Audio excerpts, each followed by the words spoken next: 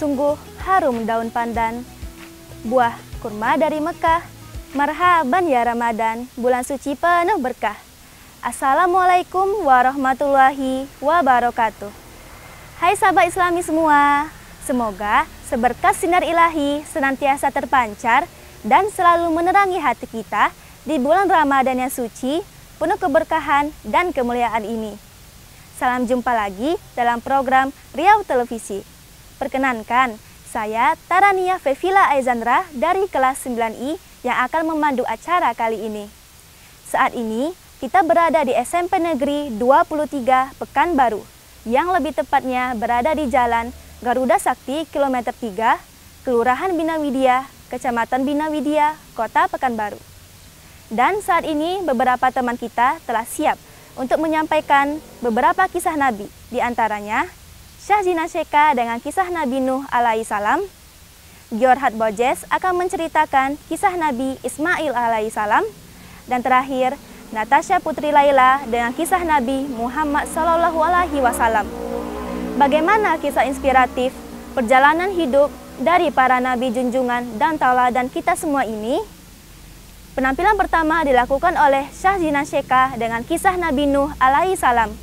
Yuk mari sama-sama kita saksikan kisahnya. Assalamualaikum warahmatullahi wabarakatuh. Hai teman-teman, perkenalkan saya Syahzina Syeka dari kelas 7G. Dan saya berasal dari SMP Negeri 23 Pekanbaru. Pada kesempatan kali ini, saya akan menceritakan kepada teman-teman mengenai salah satu cerita Nabi, yaitu kisah Nabi Nuh alaihi salam. Al-Kisah, setelah wafatnya Nabi Idris alaihi salam, keimanan masyarakat sedikit demi sedikit mulai menurun. Iblis dan pasukannya pun semakin gemar menggoda mereka. Kemudian masyarakat pun mulai senang membuat patung-patung. Patung-patung tersebut mereka buat sebagai bentuk penghormatan kepada para pahlawan, leluhur, serta tokoh-tokoh yang telah mati. Dari yang awalnya sekedar penghormatan, mereka mulai menyembah patung-patung yang ada. Mereka percaya bahwa patung-patung tersebut memiliki kekuatan dan kehebatan yang dapat melindungi dan menentukan nasib mereka. Dari patung-patung yang mereka sembah, ada 5 yang paling mereka agungkan, yaitu Wa'ad, Suwa, Yuqud, Ya'uq, dan Nasr. Dan dari sinilah asal mula di mana manusia menyembah patung-patung dan berhala. Tentu saja, ini semua adalah ulah iblis dan pasukannya yang terus berusaha menyesatkan manusia agar tidak bersembah kepada Allah Subhanahu wa Ta'ala dan masuk ke neraka bersama mereka. Allah tidak begitu saja membiarkan hal ini terjadi. Maka Allah memilih Nuh alaihi salam untuk mengingatkan kaumnya agar meninggalkan penyembahan berhala dan kembali menyembah kepada Allah Subhanahu wa Ta'ala. Lalu, siapakah Nuh alaihi salam ini? Jadi, Nuh alaihi salam adalah cucu dari Nabi Idris. Fisiknya kuat, terbukti dari umurnya yang sangat panjang, sekitar 1000 tahun. Hatinya mulia dan sabar luar biasa. Pikirannya pun juga sangat cerdas, rendah hati, soleh, dan taat kepada Allah. Nabi Nuh alaihi salam juga merupakan rasul pertama yang ditunjuk oleh Allah Subhanahu wa Ta'ala. Padahal sebelum-sebelumnya Allah hanya menunjuk nabi-nabi saja. Mulailah Nabi Nuh alaihi salam mendakwahi kaumnya. Nabi Nuh mengajak mereka untuk memohon ampun atas dosa-dosa mereka dan kembali menyembah kepada Allah Subhanahu wa Ta'ala jika tak ingin terkena azabnya. Sangat tekun Nabi Nuh mengajak mereka dengan berbagai cara, dari mulai terang-terangan ataupun diam-diam mendatangi seorang demi seorang. Berulang-ulang, siang dan malam, selama kurang lebih 950 tahun Nabi Nuh alaihi salam lakukan. Tetapi sedikit sekali yang mengikuti seruan Nabi Nuh. Sebagian dari kaumnya tak ingin mengikuti ajarannya. Mereka bersikap sangat sombong dan angkuh kepada Nabi Nuh alaihi salam. Ketika Nabi Nuh mulai berbicara dan mendakwahi mereka. Bahkan salah satu dari mereka menantang Nabi Nuh untuk mendatangkan azab itu yang diancamkan oleh Allah Subhanahu wa taala. Nuh, berhentilah bicara. Percuma saja, bagaimanapun kami tak akan percaya. Sekarang begini saja, datangkanlah azab itu jika engkau memang benar. Kami yakin azab itu tidak akan mengenai kami. Kau hanya berdusta. Nabi Nuh sedih mendengar hal itu. Ia pun mengadu kepada Allah tentang pembangkangan kaumnya yang begitu keterlaluan. Allah berfirman bahwa pengikut Nabi Nuh tidak akan bertambah dan memang hanya 80 orang itu saja. Setelah yakin bahwa pengikutnya tidak akan bertambah, Nabi Nuh pun memohon kepada Allah Subhanahu wa taala. Ya Allah, musnahkanlah orang-orang durhaka itu dari muka bumi ini ya Allah. Mereka hanya merusak, menghancurkan, dan melahirkan anak-anak durhaka ya Allah. Kemudian Allah pun memerintahkan Nabi Nuh untuk membangun kapal yang sangat besar. Pada masa itu, ilmu perkepalan belum berkembang dengan begitu baik. Maka Allah pun mengajarkan pada Nabi Nuh mengenai ilmu itu. Nabi Nuh dan pengikutnya bersama-sama membangun kapal besar itu. Ejekan dari kaumnya semakin menjadi-jadi. Lantaran mereka merasa aneh melihat pembangunan kapal itu. Apalagi mereka tinggal jauh dari lautan. Hei, lihatlah! Terbukti bukan bahwa Nuh sudah gila? Apa itu? Bikin kapal ya? Untuk berlayar di hutan? Nabi Nuh dan para pengikutnya tetap sabar dan tekun mengerjakan pembangunan kapal itu. Dan akhirnya kapal itu pun jadi. Itulah kapal besar pertama yang pernah dibuat oleh manusia. Setelah itu Allah memerintahkan Nabi Nuh untuk mengumpulkan binatang-binatang sepasang-sepasang, jantan dan betina. Semuanya diangkut ke dalam kapal besar itu bersama dengan orang-orang yang beriman pastinya. Semua keluarga dari Nabi Nuh juga termasuk yang diangkut ke dalam kapal, kecuali istrinya dan anaknya yang bernama Kan'an. Mereka tidak mau beriman dan termasuk oleh orang-orang yang durhaka. Sementara itu, langit berubah gelap, petir menggelegar, angin bertiup kencang. Hujan turun dengan deras.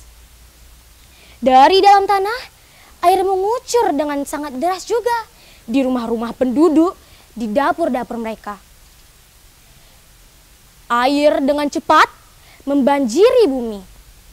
Makin lama makin tinggi. Menenggelamkan rumah-rumah, pohon, dan tentu saja orang-orang yang berada di luar kapal Nabi Nuh. Ketika Nabi Nuh melihat sekeliling dari atas kapal, ia melihat putranya Kan'an sedang menyelamatkan diri dari banjir. Karena kasih sayang kepada anaknya, ia pun berseru, "Wahai anakku, masuklah ke dalam kapal, nak. Tidak ada yang bisa selamat dari azab ini, kecuali yang berada di dalam kapal, nak. Kumohon, Kan'an. Tidak, ayah. Aku akan memanjat bukit yang tinggi ini. Dan pasti aku akan selamat. Tiba-tiba gelombang besar datang dan Kan'an tidak terlihat lagi. Ia termasuk orang-orang yang dibinasakan. Nabi Nuh sangatlah sedih. Tetapi ia menerima keputusan Allah Subhanahu wa Ta'ala. Nabi Nuh tetap bertasbih, berdoa, dan memohon ampun kepada Allah Subhanahu wa Ta'ala bersama dengan pengikutnya yang beriman.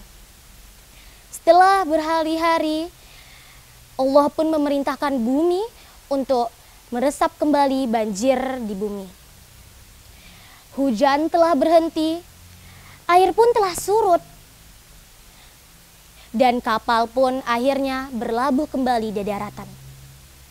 Orang-orang yang beriman dengan tetap bertasbih keluar dari kapal. Syukur tiada tara. Mereka pun memulai hidup baru tanpa gangguan oleh orang-orang kafir yang telah dibinasakan oleh Allah Subhanahu wa Ta'ala karena kesesatan mereka. Baiklah, itu tadi kisah dari Nabi Nuh alaihi salam. Adapun pelajaran yang dapat kita ambil dari kisah ini, yaitu janganlah kita menentang Allah ataupun utusan Rasul-Nya, karena kita bisa saja terkena azab di dunia maupun di akhirat nanti. Adapun sikap yang dapat kita teladani dari Nabi Nuh, yaitu sikap sabarnya menghadapi kaumnya dan juga kasih sayangnya terhadap anaknya, walaupun anaknya tadi sudah membangkang kepadanya. Itu saja yang dapat saya sampaikan. Terima kasih semuanya. Wassalamualaikum warahmatullahi wabarakatuh. Nah, sahabat Islami, bagaimana penampilan dari Syekha tentang kisah Nabi Nuh alaihissalam tadi? Sangat bagus dan menarik, bukan? Oh iya, penampilan kedua juga tak kalah menarik loh dari penampilan pertama tadi. Mari kita panggil Gior Hardbojes dengan kisah Nabi Ismail alaihissalam. Assalamualaikum warahmatullahi wabarakatuh. Halo teman-teman semuanya, perkenalkan nama saya Gior Hardbojes dari kelas 9I SMP Negeri 23 Pekanbaru. Pada kesempatan kali ini, saya Gior akan menyampaikan kisah Nabi Ismail alaihissalam. Ismail merupakan anak dari Nabi Ibrahim alaihissalam dengan istrinya Siti Hajar. Ismail dikenal sebagai anak yang soleh karena selalu taat pada perintah Allah Subhanahu wa Ta'ala. Dikatakan bahwa Nabi Ismail merupakan jawaban dari doa-doa yang telah dipanjatkan Nabi Ibrahim kepada Allah Subhanahu wa Ta'ala. Nah, teman-teman sekalian, Nabi Ismail hidup pada sekitar tahun 1911 hingga tahun 1779 sebelum Masehi. Nabi Ismail merupakan nabi yang diutus untuk kepercayaan agama Samawi. Dalam bahasa Ibrani, Isma berarti mendengar dan El berarti Allah. Jadi, makna nama Nabi Ismail adalah dengarkanlah doa kami wahai Allah. Nah, teman-teman sekalian, pada setiap tahun dalam perayaan Hari Raya Besar Idul Adha, umat Islam yang memiliki harta berlebih biasanya melaksanakan anjuran berkurban. Namun, apakah teman-teman semua tahu dari mana sih awalnya anjuran berkurban tersebut? Nah, anjuran berkurban ternyata datang pada zaman Nabi Ismail loh, pada saat Nabi Ibrahim hendak menyembelih putranya sebelum akhirnya digantikan oleh Allah Subhanahu wa Ta'ala dengan seekor domba. Nah, sebelum kita lanjut ke sejarah berkurban, perintah untuk berkurban telah ditegaskan oleh Allah Subhanahu wa Ta'ala di dalam Al-Quran Surah Al-Kautsar yang berbunyi, sesungguhnya kami telah memberikanmu nikmat yang banyak, maka dirikanlah sholat karena Tuhanmu dan berkurbanlah. Nah, teman-teman sekalian, mari kita lanjut ke sejarah panjang asal muasal dari kurban. Jadi, asal mula dari kurban adalah pada saat Nabi Ibrahim alaihissalam mendapati mimpi bahwasanya ia menyembelih putranya Nabi Ismail. Mimpi seorang nabi merupakan salah satu cara turunnya wahyu dari Allah Subhanahu wa taala. Maka dari itu, Nabi Ibrahim alaihissalam harus melaksanakan apa yang ada di dalam mimpinya tersebut. Jadi, Nabi Ibrahim alaihissalam pun memberitahukan kepada putranya Ismail. Wahai anakku, sesungguhnya aku mendapati bahwasanya aku menyembelihmu di dalam mimpi. Maka fikirkanlah apa pendapatmu. Lalu Ismail pun menjawab, wahai bapakku, kerjakanlah apa yang ada di dalam mimpimu. Insya Allah engkau akan mendapatiku termasuk orang-orang yang sabar. Nabi Ismail alaihissalam menyuruh kepada ayahnya untuk melaksanakan apa yang ada di dalam mimpinya tersebut. Nabi Ismail juga berjanji kepada ayahnya untuk bersikap tabah dan sabar dalam menghadapi ujian tersebut. Nabi Ismail juga mengikuti instruksi dari ayahnya. Dan Nabi Ibrahim pun bersiap-siap melakukan penyembelihan. Nabi Ismail dibaringkan untuk melaksanakan penyembelihan.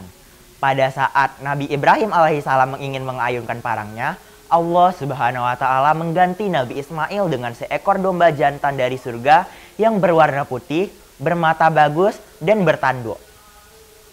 Lalu Allah Subhanahu wa taala berfirman, hai Ibrahim, sesungguhnya kamu telah benar-benar mengiyakan mimpi tersebut. Maka demikianlah caraku membalas perbuatan orang yang berbuat baik. Maka kami ganti anak itu dengan sembelihan yang besar. Quran Surah As-Saffat. Ternyata Allah Subhanahu wa taala hanya ingin menguji Nabi Ibrahim dan Nabi Ismail sampai mana kesetiaan mereka dan kecintaan mereka terhadap Allah Subhanahu wa taala. Ternyata keduanya memiliki rasa cinta dan kesetiaan yang besar terhadap Allah Subhanahu wa taala. Dengan Nabi Ibrahim yang ikhlas ingin mengkorbankan anaknya, dan Nabi Ismail yang tidak ragu maupun tidak bimbang dan bersedia menyerahkan jiwa dan raganya kepada Allah Subhanahu wa taala. Teman-teman sekalian, pesan yang dapat kita ambil dari cerita Nabi Ismail adalah kepatuhan Nabi Ismail kepada ayahnya dan kepada Allah. Ia dengan rela mengorbankan jiwa dan raganya dan tidak sedikit pun ragu ataupun bimbang untuk melaksanakan perintah dari Allah Subhanahu wa taala. Hanya itu yang bisa dapat saya sampaikan. Semoga cerita ini bermanfaat kepada kita semua. Terima kasih. Wassalamualaikum warahmatullahi wabarakatuh. Nah teman-teman, bagaimana penampilan dari Gior dengan kisah Nabi Ismail alaihissalam tadi? Sangat bagus serta luar biasa, bukan? Baiklah, teman-teman pasti tentunya masih semangat dong dengan penampilan selanjutnya, yaitu penampilan ketiga yang akan dibawakan oleh Natasha Putri Laila dengan kisah Nabi Muhammad SAW. Kepada Natasha, kita persilahkan. Assalamualaikum warahmatullahi wabarakatuh. Hai teman-teman, perkenalkan nama saya Natasha Putri Laila dari kelas 9H. Saya berasal dari SMP Negeri 23 Pekanbaru. Pada kali ini, saya ingin menceritakan sebuah kisah yang berjudul Nabi Muhammad SAW dan seorang pengemis buta. Alkisah, hiduplah seorang pengemis buta yang selalu duduk di sudut pasar Madinah Al-Munawwarah. Hari demi hari ia melakukan untuk memperingatkan orang-orang agar menjauhi seseorang yang bernama Muhammad SAW.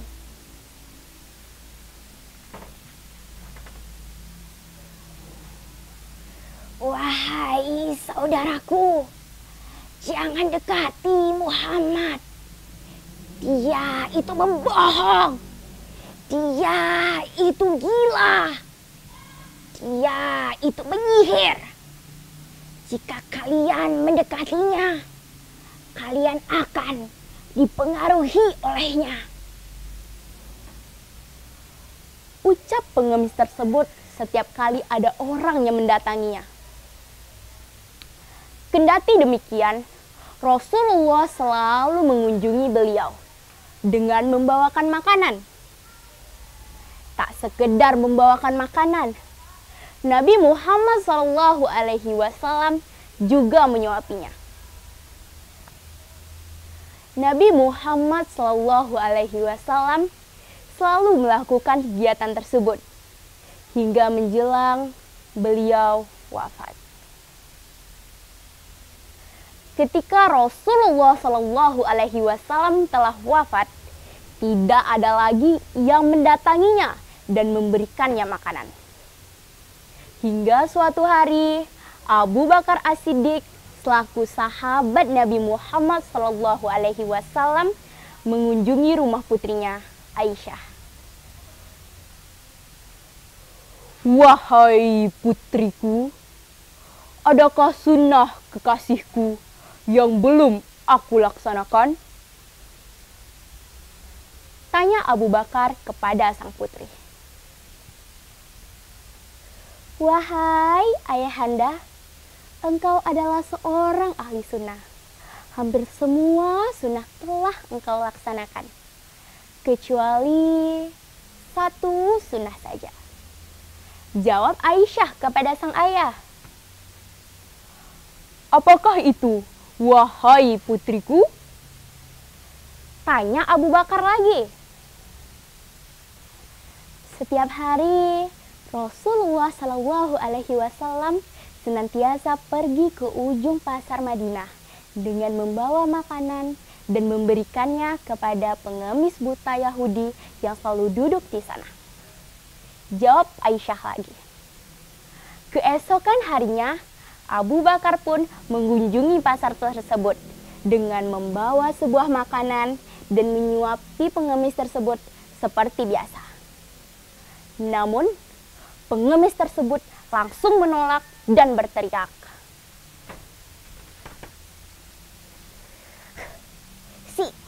"Siapakah engkau?" tanya pengemis itu tegas. "Aku adalah orang yang biasa," jawab Abu Bakar lagi. "Bukan, engkau bukan orang yang biasa," jawab pengemis tersebut. Ia pun menuturkan alasan mengapa ia yakin betul jika yang menyuapinya bukan orang yang biasa. "Ketika orang yang biasa mendatangiku, tak susah tangan ini untuk memegang, dan tak susah mulut ini untuk mengunyah. Dan ketika orang yang biasa mendatangiku, dibawakannya aku makanan dan disuapinya aku. Tak hanya disuapi, dihaluskannya dulu makanan tersebut dan diberikannya kepadaku dengan mulutnya sendiri." Diberitahukan oleh pengemis itu kepada Abu Bakar. Sontak Abu Bakar yang mendengar itu pun tak kuasa menahan tangisannya.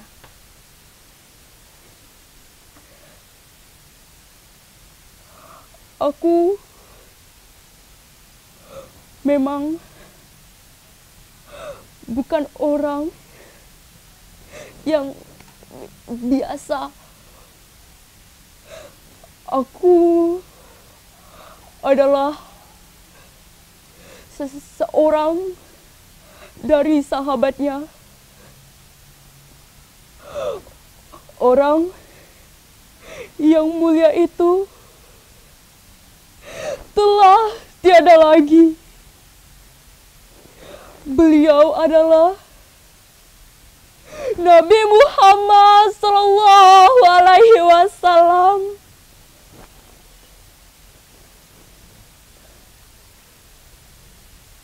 Sontak pengemis yang mendengar kata itu pun tak kuasa juga menahan tangisannya. "Benarkah selama menghinanya, memfitnahnya, tak pernah sekalipun ia membalasku? Dia begitu mulia. Jawab pengemis tersebut. Ia pun menyesali segala perbuatannya selama ini. Dan di hadapan Abu Bakar pun ia bersyahadat. Asyhadu alla ilaha illallah wa asyhadu anna Muhammadar Rasulullah.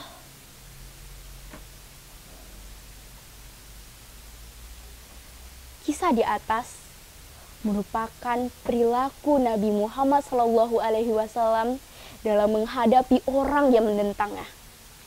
Dia tidak marah, dia tidak dendam, dia tetap baik hati dan lembut kepada sesama. Dan perilaku Nabi Muhammad SAW tersebut dicontoh oleh masyarakat Mekah pada saat itu, hingga terpancar kebaikan dan kelembutan hati pada masyarakat saat itu. Dan sikap Nabi Muhammad tersebut menjadi daya tarik orang kafir Quraisy pada masa itu untuk memasuki agama Islam. Sekian dulu yang dapat saya sampaikan. Wabillahi taufiq wal hidayah. Wassalamualaikum warahmatullahi wabarakatuh. Nah, sahabat Islami, bagaimana penampilan dari Natasha Putri Laila dengan kisah Nabi Muhammad SAW dan seorang pengemis buta tadi? Semoga dengan adanya kisah-kisah ini dapat menjadi inspirasi serta tauladan bagi kita semua. Dengan adanya kisah-kisah Nabi ini dapat bermanfaat serta tuntunan bagi kita semua dalam mengikuti dan menjalankan perintah-perintah Allah Subhanahu wa Ta'ala. Semoga banyak hikmah yang dapat kita petik ya. Demikianlah program Riau Televisi kita kali ini dengan kisah Nabi dan sahabat. Saya, Tarania, Syeka, Gior, dan Natasha dari SMP Negeri 23 Pekanbaru undur diri. Semoga kita berjumpa lagi di lain kesempatan. Ke puskesmas membeli obat, pulangnya ke pasar membeli ikan untuk sahabat dan kerabat. Selamat menunaikan ibadah puasa Ramadan 1444 Hijriah saya ucapkan. Wassalamualaikum warahmatullahi wabarakatuh.